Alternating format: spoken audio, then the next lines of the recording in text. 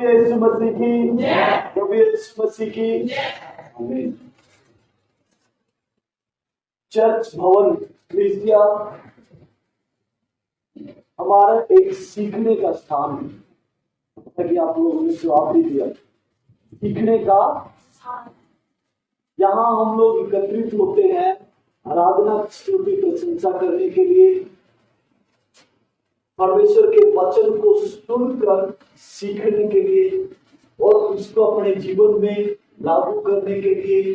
दूसरा, हम एक दूसरे को उत्साहित करने के लिए परमेश्वर के वचन से गवाहियों के द्वारा एक दूसरे को उत्साहित करने। Okay, hallelujah. सो आज का हमारा परमेश्वर का वचन है जो कि हम सबके जीवन में अहम है। अपने जीवन में उन छोटी छोटी कमियों को, अपने जीवन से उन छोटी छोटी कमियों को ढूंढ कर सुन रहे हैं आप लोग, जो हमें परमेश्वर से दूर करती है, जो हमें परमेश्वर से दूर करती है, उनको पकड़ लो और पकड़ कर समझने का प्रयत्न करो कि ये ऐसी कौन कौन सी बातें हैं जो मेरे को मेरे परमेश्वर से अलग है। हालेलुया। मैं एक वचन पढ़ूंगा, श्रेष्ठ गीत उसका 2 अध्याय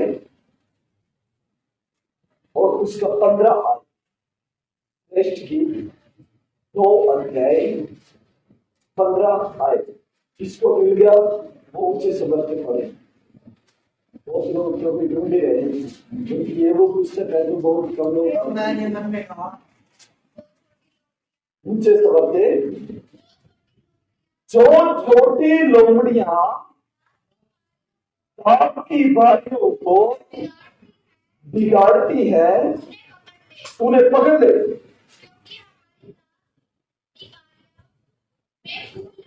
आमीन, हालेलुया। जो छोटी लोमड़ियां हैं जो दाख की बारियों में अंदर जाकर उनको बिगाड़ देती है, उनको क्या करो, क्योंकि हमारी दाख की बारियों में क्या लगे हैं। मुझे आपका ध्यान चाहिए मेरी तरफ, बेशक भीड़ में मैं पीछे तक देख सकता हूं। हालेलुया। छोटी लोमड़ियों को पकड़ लो जो आपके दाग की बारी में भर के, आपके दाग की बारी के अंदर जाके उसको बिगाड़ देती है। क्यों? क्योंकि आपकी दाग की बारी में फूल लगे हैं। आपकी दाग की बारी में फूल लगे हैं। आपकी दाग की बारी में फूल लगे हैं। हालेलुया। किसने अंगूर का बाग देखा है, अंगूर का बगीचा? हालेलुया। पंजाब में बहुत लोग अंगूर की खेती करते हैं क्योंकि वो आशीषित राज्य है। हालेलुया। परमेश्वर का अनुग्रह पंजाब में है। हमारा बड़ा भाई है हरियाणा पंजाब। हालेलुया। पंजाब में मैंने देखा अंगूर की बेल ऐसे लगाई हुई है, उसके साथ में एक पत्थर का या फिर लकड़ी का डंडा होगा जिसके सहारे वो बेल चढ़ेगी। उसके बाद वो डंडा इतना बड़ा होगा, लकड़ या सीमेंट का कोई, तो फिर उसके बाजू में भी एक और दूसरा होगा, उसमें भी एक अंगूर की बेल नीचे लगाई हुई है। ऐसे करके पूरे 1 किले में 1 एकड़ में जैसे कि ये सब लगाया हुआ है और ऊपर एक जाल टाइप का उन्होंने बनाया है। जब अंगूर की बेल पड़े और तो वो सबकी सब उनमें फैलती चली जाए। आपको समझ में आ रहा है? वो उसमें फैल जाए और जो वो बेल नीचे लगाई हुई थी जड़ से, वो आहिस्ता आहिस्ता आहिस्ता आहिस्ता अपने समय के अनुसार मोटी होती जाती है। पहले छोटा पौधा होता है, जैसे वो बढ़ती है उस लकड़ी के सहारे सहारे सहारे सहारे वो मोटी होती जाती है और अपने समय में जब उसमें कलियां खिलती हैं, फूल खिलते हैं, तो वो ऊपर फैल जाती है। ओके, अभी समझ में आ गया चित्र? सारे के सारे पौधे अंगूर के पेड़ के सब ऐसे ही हैं। किसान ने बहुत मेहनत की है, खेत के मालिक ने, बगीचे के मालिक ने, बाग के मालिक ने बड़ा परिश्रम किया है, वो स्पॉट लगा लगा के, ताकि अंगूर की बेल उसके साथ बढ़ती रहे, बढ़ती रहे, बढ़ती रहे। और फिर उसके अंदर कलियां खिल के वो उन तारों पे तो ऊपर को सब ऐसे फूल जाए, और जब फल आए तो उन तारों में से गुच्छे नीचे लटकते हैं अंगूर के। और जब मालिक अपने फल तोड़ने के लिए आए तो वो पत्तों में से ऐसे ढूंढने की जरूरत नहीं है, गुच्छे ऐसे लटके हैं और वो तोड़ के अपने पैकेट में, अपने टोकरी में रख देते। Okay, hallelujah. सो अब इसी बीच एक गड़बड़ होती है। अभी अंगूर लगे नहीं, अभी फूल, कलियां खिल रही हैं। क्या है? कलियां खिलने शुरू हो गई, जिससे अंगूर बनेंगे। इसी दरमियान छोटी लोमड़ियां आती है और वो अंगूर की बारी को बिगाड़ती है। मतलब वो क्या करती है? छोटी लोमड़ियां आके उनकी जड़ को खोद देती है। जड़ को, आप सुन रहे हैं? जड़ को खोद देती है। वो जो जड़ से निकल के इतनी सी ऊपर खंबे के साथ में ऐसे बढ़ने के लिए पौधा है, उसको काट देती है मुंह के साथ। जड़ खोद देती है, उसको काट देती है, खराब करती है, बारी को बिगाड़ देती है, बगीचे को बिगाड़ती है। राजा सुलेमान यहां पर कहता है, उन छोटी लोमड़ियों को पकड़ लो जो आपके अंगूर के बाग को बिगाड़ती है, क्योंकि हमारे अंगूर के बाग में फूल लगे हैं। अब ज्यादा गंभीर होने की जरूरत है, क्योंकि उसमें कुछ ही दिनों में फल आने वाला है। समझ रहे हैं? आप विद्यार्थी से जो फूल है वो कल को फल में परिवर्तित हो जाएंगे, इसलिए कलाम कहता है उनको पकड़ लो। अब ये क्या है? ये फल, ये फूल, ये दाग की बारी, हालेलुया, ये हमारा जीवन, ये बाग, ये अंगूर की बेल, ये हमारा जीवन, ये हमारा जीवन है। हमें ढूंढना है उन छोटी लोमड़ियों को, हमें उन छोटी लोमड़ियों को ढूंढना है जो हमें बढ़ने से रोकना चाहती है। वो लाड करने के लिए नहीं आती, वो खेलने के लिए नहीं आती, नहीं, वो नाश करने के लिए आती। और वो क्या है? वो बुरी सोच है, बुरी आदतें हैं, बुरा व्यवहार है, जो आत्मा के फल को, नाश करता है। हालेलुया। मेरे साथ पढ़ेंगे गलातियों की पुस्तक 5 अध्याय और 22 आए, 5 का 22। वो फल जो कलियों के रूप में है, क्या, कौन से फल हैं, कौन सी कलियां हैं जो फल बनेंगे? देख लीजिए, एक बार पढ़िए 5:22। पर आत्मा का फल, ऊंची आवाज में, पर आत्मा का फल प्रेम, आनंद, शांति, धीरज, कृपा। ट्रेन में नहीं चलना है आपको, आराम से। पर आत्मा का फल प्रेम, पर आत्मा का फल क्या है? क्या आपकी बेल में कौन सा फूल, कलियां है, वो फलेगी। और कौन सा फल? पहला प्रेम। पहला फल क्या है? जिसको वो लोमड़ी खोद के खराब करने के लिए आई है, पहला फल क्या है? दूसरा आनंद, तीसरा शांति, चौथा धीरज, पांचवा, छठा, सातवां, आठवां, और 9वां फल है, ये पवित्र आत्मा के फल है।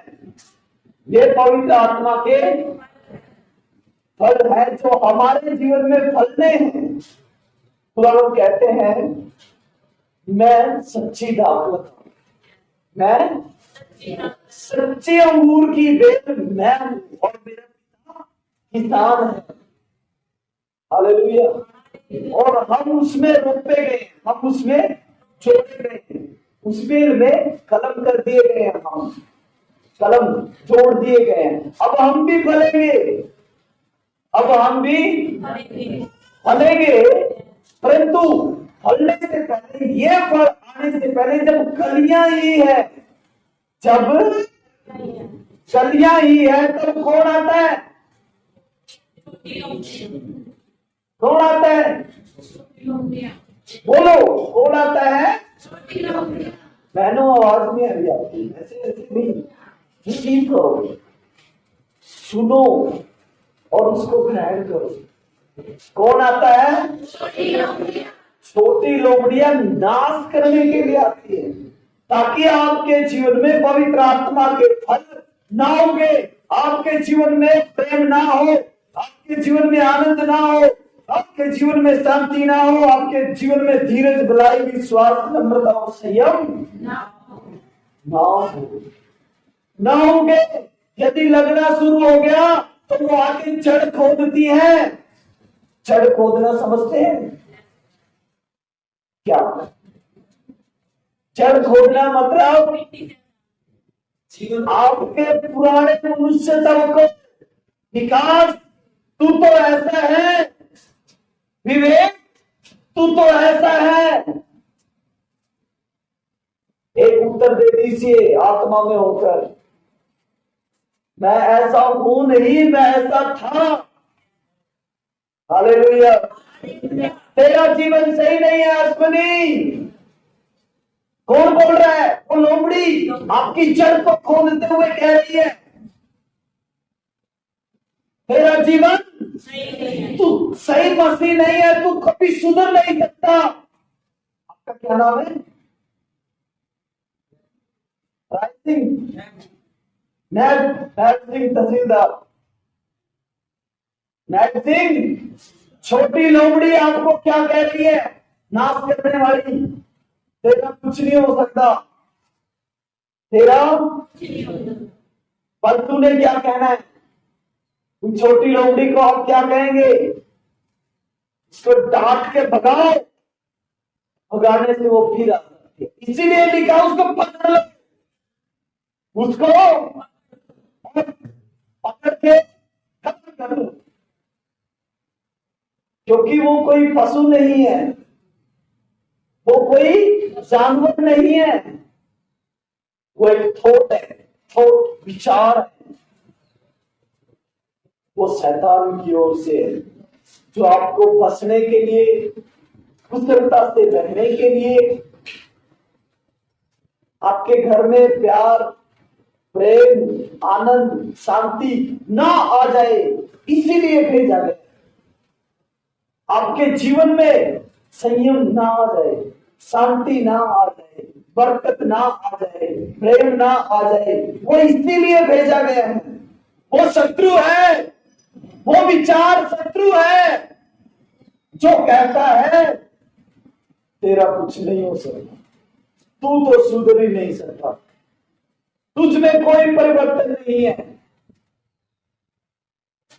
हो सकता है ये बात पति बोले, हो सकता है ये बात पत्नी बोले, हो सकता है ये बात मम्मी बोले, हो सकता है ये बात डैडी बोले, हो सकता है ये बात भाई बोले, ताऊ चाचा बोले, परिवार के लोग बोले, रिश्तेदार बोले।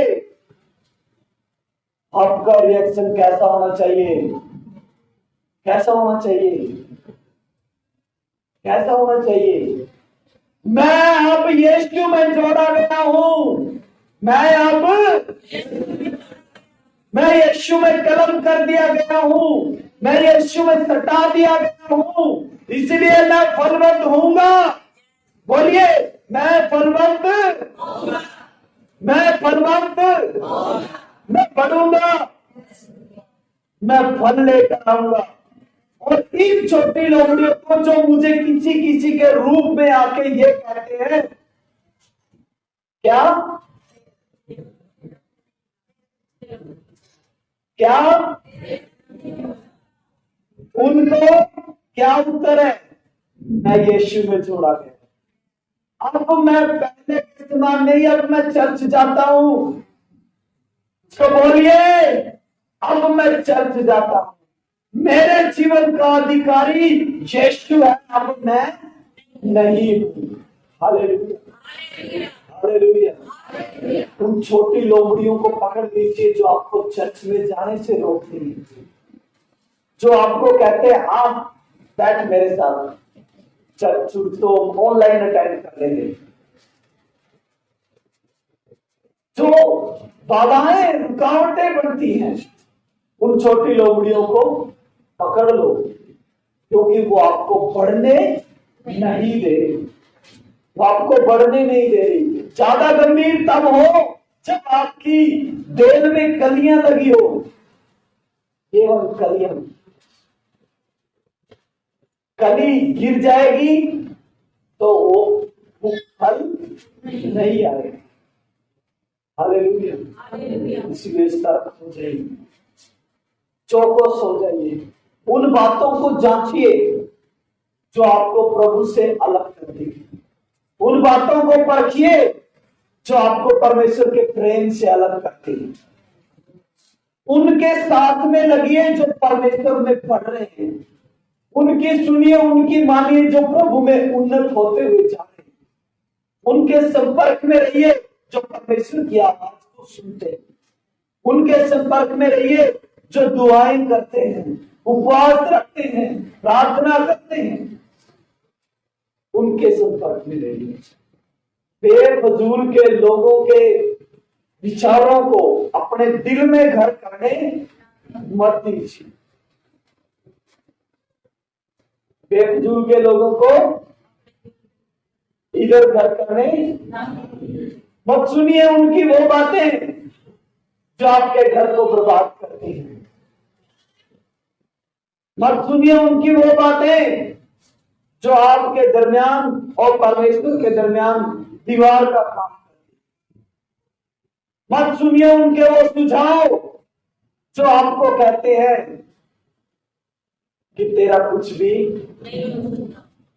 हालेलुया। कलाम कहता है जितनों ने उस परमेश्वर की ओर देखा है, उसने उनके चेहरों को कभी शर्मिंदा होने नहीं दिया। और आप वो ही हैं जो उसके चेहरे की ओर देख रहे हैं, वो कभी आपको लज्जित होने नहीं देगा। तो क्या करना है हमें? कैसे हम बलवंत हो सकते हैं? कैसे होंगे? जोर से बोलिए, कैसे होंगे? अपनी नहीं है वो। उन छोटी छोटी लोमड़ियों को जो हमारे जीवन को खोदती हैं, बिगाड़ती हैं, बुरे बुरे विचारों के रूप में हमारे सामने आती हैं, उनको पकड़ लेना है। पकड़ना क्या है? उनको समझ लो। उन बातों